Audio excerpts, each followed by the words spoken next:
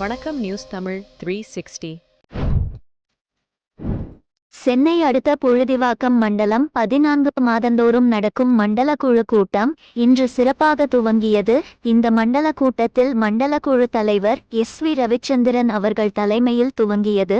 அதன் பிறகு மாமன்ற உறுப்பினர்கள் தங்கள் கோரிக்கையை முன் உரைத்தனர். அதை மண்டல குழு தலைவர் ரவிச்சந்திரன் மாநகராட்சி அதிகாரிகளுக்கு மழைக்காலம் நெருங்கி வருவதால் சாலைகளை சீரமைக்க, தண்ணீர் பிரச்சினை தீர்க்க அனைத்து அதிகாரிகளுக்கும் உத்தரவிட்டார். இந்த பணிகளை விரைவாக செயல்படுத்துமாறு உத்தரவிட்டார். இதில் 68 தீர்மானங்களில் 63 தீர்மானங்கள் நிறைவேற்றப்பட்டது.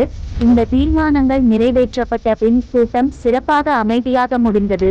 இதில் மாமன்ற உறுப்பினர்கள், மாநகராட்சி ஊழியர்கள் அனைவரும் கலந்து கொண்டு கூட்டம் சுமூகமாக முடிந்தது.